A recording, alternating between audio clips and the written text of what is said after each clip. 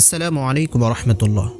প্রিয় মুসলিম উম্মাহ, আপনাদেরকে স্বাগত জানাচ্ছি হাসান এন্টারপ্রাইজ ধারাবাহিক মাসালা সম্ভার 4-এ।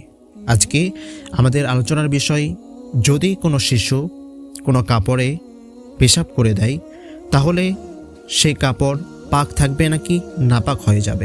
এই মাসালার ক্ষেত্রে ফোকাহে কেরামের মাঝে বিভিন্ন মতভেদ রয়েছে।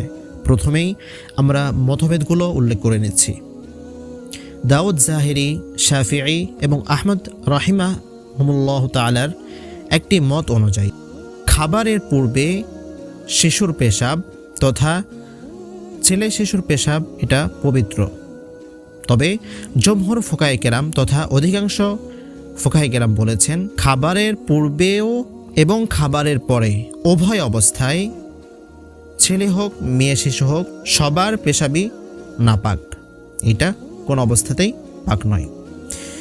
এই ক্ষেত্রে প্রথম পক্ষ তথা দাউদ জাহিরি, শাফিঈ এবং আহমদ রাহিমাহুল্লাহ তাআলার যে বক্তব্য শিশুর পেশাব খাবারের পূর্বে এটা পবিত্র, এক্ষেত্রে তারা দলিল পেশ করেন উম্মে কায়েস বিনতে মেহসান রাদিয়াল্লাহু তাআলা আনহার একটি হাদিসের মাধ্যমে। হাদিসটি হলো আন উম্মি কাইসি বিনতি মিহসানিন রাদিয়াল্লাহু তাআলা আনহা قالت دخلت بابن لي على النبي صلى الله عليه وسلم لم يأكل الطعام فبال عليه فدعا بماء فرشه عليه رواه الترمذي।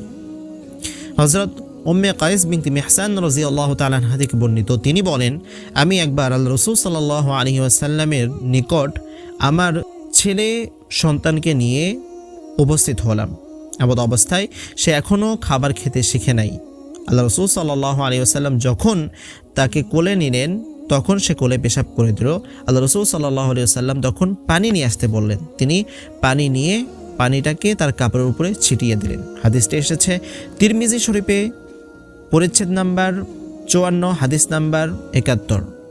কিন্তু জমহুর উলামায়ে কেরাম বলেছেন যে উভয় অবস্থা খাবার খাওয়ার পূর্বে এবং খাবার খাওয়ার পরে তাদের পেশাব নাপাক।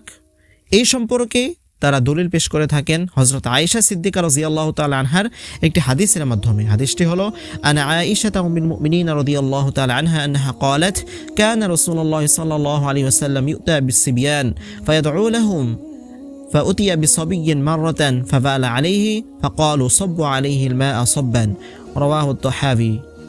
হযরত আয়েশা সিদ্দিকা রাদিয়াল্লাহু তাআলা আনহা থেকে বর্ণিত, তিনি বলেন আল্লাহ রাসূল সাল্লাল্লাহু আলাইহি ওয়াসাল্লামের কাছে মাঝে মাঝেই বিভিন্ন শিশুদেরকে নিয়ে আসা হতো। তিনি তাদের জন্য বরকতের দোয়া করে দিতেন। একবার একটি শিশুকে নিয়ে আসা হলো।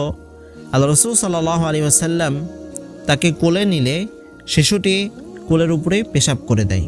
তখন তিনি বললেন, তোমরা এখানে পানি নিয়ে এসে বালি এখানে ঢেলে দাও। হাদিসটি এসেছে তহাবি শরীফে পরিচ্ছেদ নাম্বার 18, হাদিস নাম্বার 563। অতএব এখান থেকে সুস্পষ্টভাবে বুঝে আসে শিশু ছেলে হোক অথবা মেয়ে হোক পেশাব সর্ব অবস্থায় এটা নাপাক, এটা পাক নয়। যদি এটা পাক হতোই তাহলে আল্লাহ রাসূল সাল্লাল্লাহু আলাইহি ওয়াসাল্লাম কখনোই পানি আনতে বলতেন না এবং ঢেলে দেওয়ার কথাও বলতেন না, বরং ওই অবস্থায় নামাজ পড়তে বলতেন। এছাড়াও হযরত আবু হুরায়রা রাদিয়াল্লাহু তাআলা আনহু থেকে একটি হাদিস বর্ণিত আছে। হাদিসটি এসেছে দারিকুতনিতে, হাদিস নাম্বার 7। আন আবি হুরায়রা রাদিয়াল্লাহু তাআলা আনহু আন্না রাসূলুল্লাহ সাল্লাল্লাহু আলাইহি ওয়াসাল্লাম قال استنسئوا من البول فإن عامة عذاب القبر منه।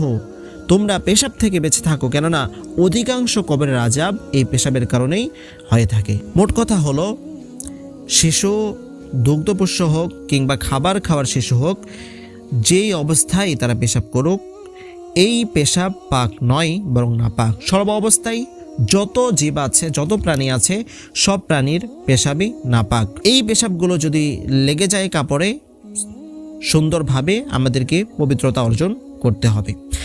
এখন আসি পূর্বের যে হাদিসে আল্লাহ রাসূল সাল্লাল্লাহু আলাইহি ওয়াসাল্লাম কাপড়ে পানি ছিটিয়ে দিয়েছেন, এর জবাবটা কি হবে? আসলে আল্লাহ রাসূল সাল্লাল্লাহু আলাইহি ওয়াসাল্লাম পানি ছিটিয়ে দিয়েছেন, অর্থ হলো আল গুসলু, তথা ধুয়েছেন। পানি ছিটিয়ে দিয়েছেন মানে এমনভাবে পানিটা দিয়েছেন ছিটার মতো করে, কিন্তু সেটা তিনি ধুয়ে ফেলেছেন। ওইটা পানি ছিটিয়ে দেওয়ার অর্থে আসবে না। এই সম্পর্কে ইমাম তাহাবি রাহিমাহুল্লাহ তাআলা আরেকটি সুন্দর গবেষণামূলক একটি বক্তব্য দিয়েছেন। তিনি বলেন যে আমরা যদি এটা নিয়ে গবেষণা করি তাহলে আমরা দেখি ছেলে শিশু এবং মেয়ে শিশু উভয়ের পেশাবই খাবার খাওয়ার পর কিন্তু এক স্তরে থাকে তথা নাপাক বলে গণ্য হয়। তাহলে খাবার খাওয়ার পূর্বে ছেলে শিশু এবং মেয়ে শিশুর পেশাবের মাঝেও কোনো তফাৎ আসবে না। অনেকের মনে এই প্রশ্ন জাগতে পারে, এই জন্যই মূলত এই সমাধানটা দেওয়া হয়েছে। আসলে মেয়ে শিশুর পেশাব, এখানে তো ছেলে শিশুর কথা উল্লেখ করা হয়েছে, তাহলে মেয়ে শিশুর ক্ষেত্রে কি হবে? আসলে ছেলে শিশু হোক মেয়ে শিশু হোক সবার পেশাবের বিধান একই। আল্লাহ সুবহানাহু ওয়া তাআলা আমাদেরকে সঠিকভাবে বুঝে আমল করার তৌফিক দান করুন, আমিন।